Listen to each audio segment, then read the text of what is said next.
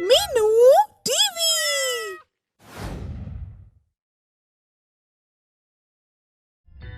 रमणीक नाम का एक अत्यंत सुंदर द्वीप था। इसी द्वीप पर कालिया नाग अपनी पत्नियों के साथ रहता था। वह अपने विष के तेज इस द्वीप पर आने वाले प्रत्येक प्राणी को मार देता था। एक दिन गरुड़ राज रमणीक द्वीप पर आए और कालिया नाग से कहने लगे, सुनो कालिया नाग, तुम रमणीक द्वीप छोड़ दो, अन्यथा हमारी शत्रुता की भेंट चढ़ जाओगे। मेरे विष के स्पर्श से तो बड़े बड़े पेड़ सूख जाते हैं, फिर तुम कैसे बच पाओगे गरुड़? यदि हिम्मत है तो लो, करो मेरा सामना। यह कहकर कालिया नाग गरुड़ पर अपने विष का भयंकर प्रहार करता है और दोनों के बीच युद्ध आरंभ हो जाता है।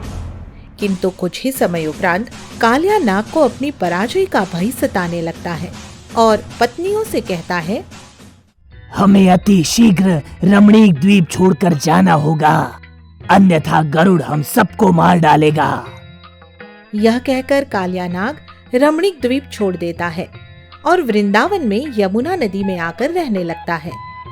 यमुना का ये जल कुंड हमारे लिए सुरक्षित है, क्योंकि यहाँ गरुड़ कदापि प्रवेश नहीं कर सकता। कालिया के विष में भयंकर तेज था, इसलिए यमुना का जल विष के प्रभाव से उबलने लगता है।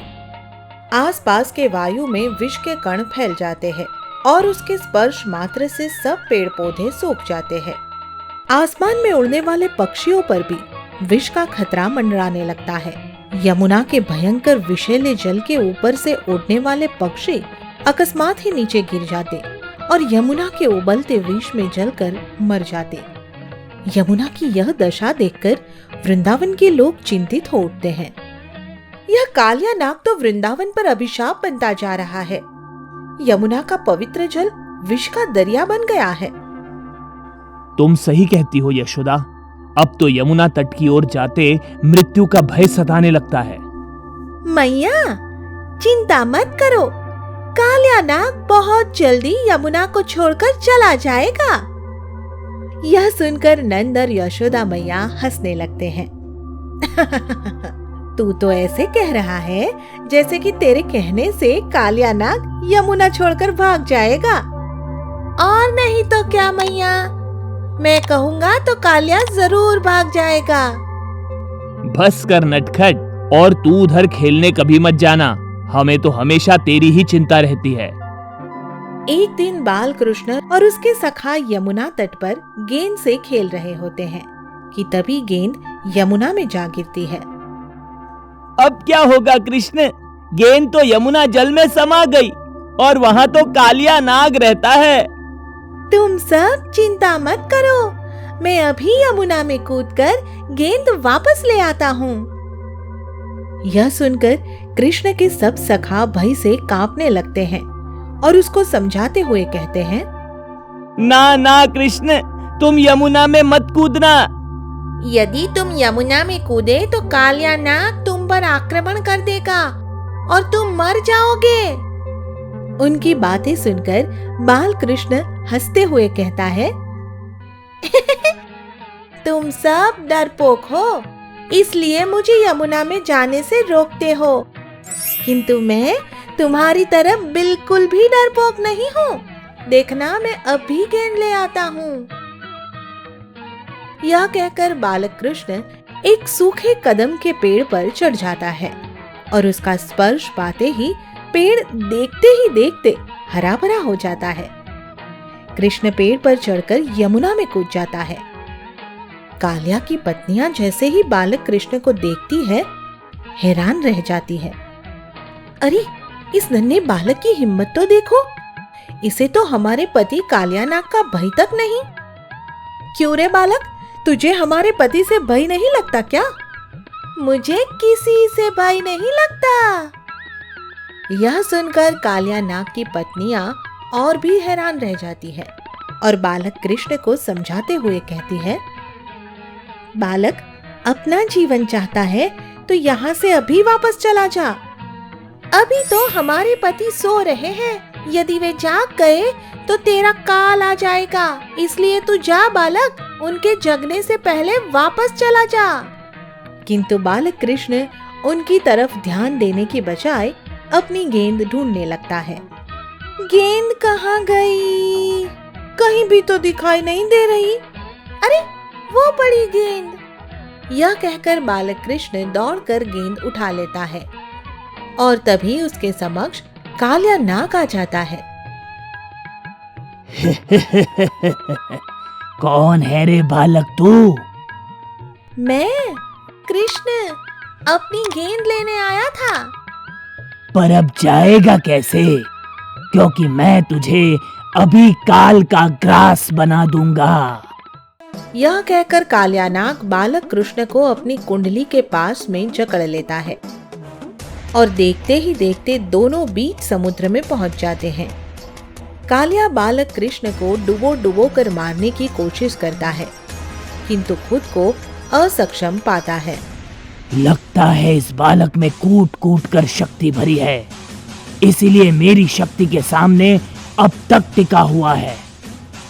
यह कहकर कालिया नाग बालक कृष्ण से संघर्ष करते हुए उसे पुनः यमुना के जल में ले आता है। नंद और यशोदा और राधा सहित सब ग्वाल बालों को कृष्ण की चिंता सताने लगती है। अरे मेरे लाल, तूने इस भयंकर काले नाग से व्यर्थ में शत्रुता क्यों मोल ली? हे ईश्वर, मेरे लाल की रक्षा करो। कृष्णा, यदि तुम्हें कुछ हुआ तो तुम्हारी राधा पर तो विपत्तियों का पहाड़ टूट पड़ेगा। बालक कृष्ण को घोर संकट में देख यशोदा तो मूर्छित होने को हो जाती है। सभी ग्वाल बाल भी सांस थाम कर खड़े रहते हैं और तभी एक चमत्कार होता है।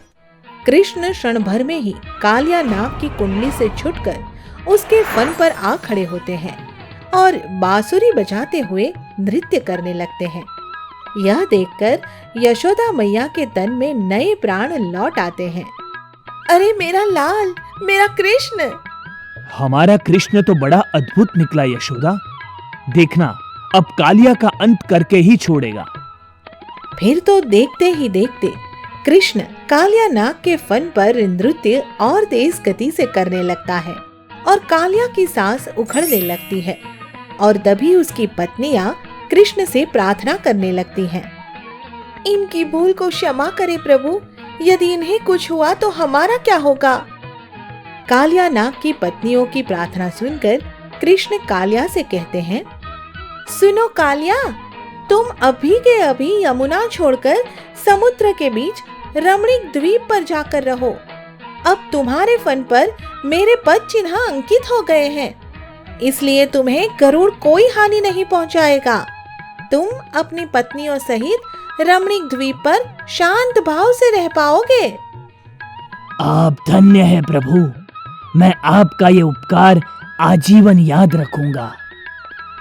इस तरह कृष्ण के आदेश से कालिया नाग अपनी पत्नियों के साथ पुनः रमणीक द्वीप पर आकर रहने लगता है और यमुना की पवित्र जलधारा पहले की तरह कल-कल करके बहने लगती है। पूर्व काल में शकुनी नाम का एक असुर था। उसका वृकासुर नाम एक पुत्र था। वृकासुर थोड़ा मंदबुद्धि था। एक बार देवर्षि नारद वृकासुर से कहते हैं, वृकासुर, यदि तुम भगवान महादेव की तपस्या करो तो तुम्हें मनचाहा वर प्राप्त हो सकता है। यदि ऐसा है तो मैं महादेव की तपस्या अवश्य करूंगा देवर्षि नारद। देवर्षि नारद से प्रेरित होकर वृकासुर महादेव की तपस्या में लीन हो जाता है। वह वर्षों तक कठोर तप करता है और अंततः महादेव उसकी तपस्या से प्रसन्न होकर उसके समक्ष प्रकट होते हैं। वृकासुर, हम तुम्हारी तपस्या से प्रसन्न हुए। तुम्हें जो भी वर मांगना है मांग लो। मुझे अमर होने का वर दे दीजिए भगवान। ये वर सृष्टि के विधान के विरुद्ध है वृकासुर, इसीलिए मैं तुम्हें ये वर कदापि नहीं दे सकता। यह सुनकर वृकासुर काफी गहनता से सोच समझकर कहता है, कोई बात नहीं भगवान, अगर आप ये वर नहीं दे सकते तो फिर मुझे ये वर दे दीजिए कि मैं जिस भी प्राणी के सिर पर हाथ रखूं वो जलकर भस्म हो जाए। महादेव उसे यह वर देकर अंतर्ध्यान हो जाते हैं।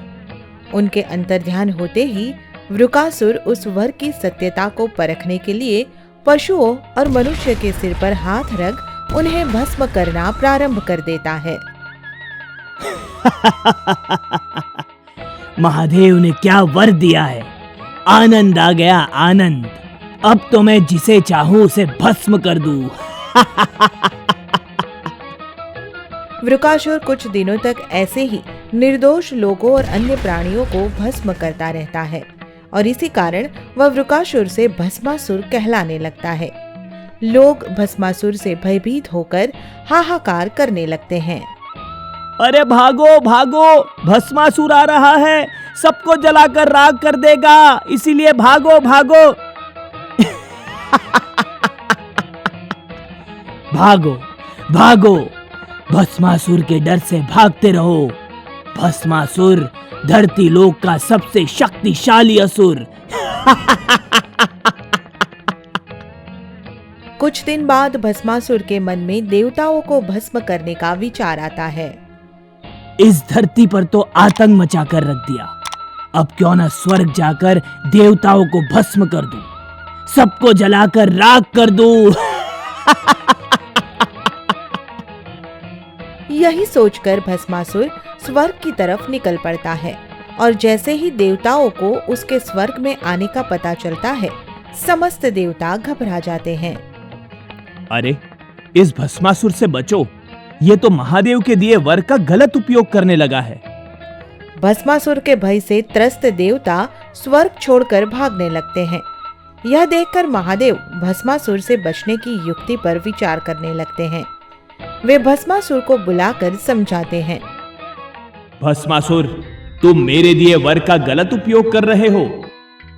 तो क्या हुआ भगवान, आपने वर देना था, दिया, अब मैं उसका कैसे भी उपयोग करूं, मेरी मर्जी। यह कहकर भस्मासुर चला जाता है और फिर रास्ते में उसकी दृष्टि माँ पार्वती पर पड़ती है। ये स्त्री तो भला की सुंदर है, ऐसी सुंदर स्त्री तो मेरी अर्धांगिनी होनी चाहिए, मैं इससे विवाह करूंगा। भस्मासुर को जब यह पता चलता है कि वह सुंदर स्त्री कोई और नहीं बल्कि महादेव की अर्धांगिनी पार्वती है, तो वह महादेव को ही भस्म करने की ठान लेता है। यदि मैं महादेव को ही भस्म कर दूं, तो पार्वती मुझसे बड़ी सरलता से विवाह कर सकती है, इसीलिए अब मैं सबसे पहले महादेव को भस्म करूंगा, महादेव को भस्म कर दूंगा। यह कहकर भस्मासुर महादेव को भस्म करने के लिए उनके पीछे पड़ जाता है और महादेव अपने ही दिए वर के कारण संकट में पड़ जाते हैं। वे भस्मासुर से बचने के लिए यहाँ वहाँ छिपने पर विवश हो जाते हैं। पार्वती, ये भस्मासुर तो मेरे पीछे ही पड़ गया है। इस मंदबुद्धि उद्दंड असुर से मुक्ति पाने की कोई कारगर युक्ति सोचिए नाथ। भस्मासुर हाथ धोकर महादेव के पीछे पड़ जाता है और महादेव उसको दिए वर के कारण घोर संकट में पड़ जाते हैं। अंततः एक दिन श्री हरि विष्णु को इस बात का संज्ञान हो जाता है। वे महादेव को इस संकट से उबारने के लिए अविलंब मोहिनी का रूप लेकर भस्मासुर के सामने आ खड़े होते हैं। मोहिनी को देखते ही भस्मासुर सुध-बुध खो बैठता है। कितनी सुंदर नारी है, यदि ये मुझसे विवाह करने को मान जाए तो आनंद आ जाए, आनंद।